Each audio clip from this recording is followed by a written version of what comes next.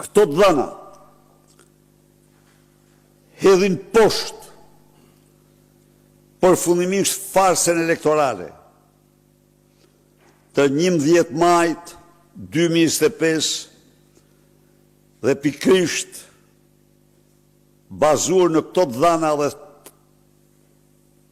qindra mijëra të tjera që kemi paraqitur para jush, Partia Demokratike deklaron se këto zgjedhje janë të paligjshme, se këto zgjedhje janë një farsë e vërtet elektorale të cilat nuk shprehin vullnetin dhe nuk do njihen nga partia, vullnetin shqiptarëve dhe nuk do njihen nga Partia Demokratike.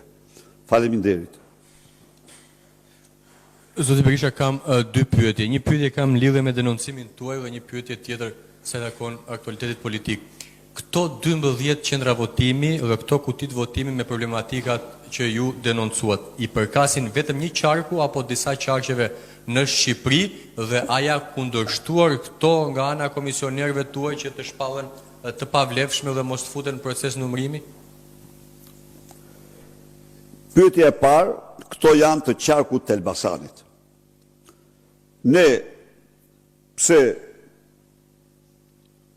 sigurisht ne mund të kontrollojmë çdo kuti votimi. Por ne kemi zgjedhur disa zona dhe qarqe, u zgjodh qarku i Elbasanit, do kontrollohet dhe Durrësi, aty ku dora e karteleve, kërcënimi dhe kërcënimi i vrasëve serial të karteleve ka qenë më i madh. Se nuk është kollaj. Nuk është kollaj të marrësh një kuti dhe të zëvendësosh me një kuti tjetër. Por këtë bëhet atëherë kur ti mbyll gojën e njerëzve me kërcënime me jetën, të cilat janë kërcënimet më të rënda. Dhe këtu merr përgjigje dhe pyetja e dytë e juaj. Ne kemi zgjedhur pikërisht zonat e karteleve. Kemi për të faktuar para shqiptarëve dhe botës dimensionet monstruoze të krimit elektoral në këto zona. Natyrisht, ky kontroll, dhe ky është kontrolli i partisë, ky është çështja kryesore për të sqaruar ata që po komentojnë numërimin. Numërimi, edhe një herë ju lutem, është kërkesë e kandidatëve të cilën ne e respektojmë dhe i përgëzojmë ata kandidatë që kërkuan transparencë. Por nuk është kërkesë e Partisë Demokratike. Jo, sepse ne kemi pikpamjen, kemi besimin, kemi qëndrimin tonë, vota vdiq pa hyrë kuti. Kjo është farsa. Këto janë element të cilë të tregojnë se si Arkenballa, Sara Mile, Besa Spaho, Ami Dyrmishi, e të tjerë, morën 130.000 vota deputet të karteleve. Dhe kjo është një dimension,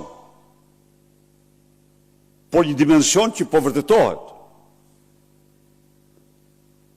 Dimensioni tjetër është blerja votës me prokurime publike 500 milion, është blerja votës me 100 euro për 48% të votuesve, pensionistë, është blerja votës me 100 milion rrej kanabis territor për të mbjellë, është blerja votës me punësim në 10 mijëra punojësve, është blerja votës duke dorëzuar të dhanat personale të qytetarëve, terroristë dhe patronazhistë për t'i kërcënuar dhe me premtime dhe kërcënime. Pra, është blerja votës duke firmosur mira leje legalizime apo punësime të përkohshme. Përveç këtyre, Erman, ata nuk janë mjaftuar, si të shifni, me këto, që këta në publike, po ata në një vërbri, kanë përdorur çdo mjet tjetër për të deformuar, për të falsifikuar rezultatin. Këto janë shtesë, këto që tregojmë ne. Sepse shteti elektoral tashmë u denoncua botërisht. Këshilli i Europës rekomandoi, Asambleja rekomandoi të ndahet partia nga shteti. Iko e punë. Kjo është damka më e madhe që ka marrë në 32 vite në një vend. Të ndahet partia nga shteti.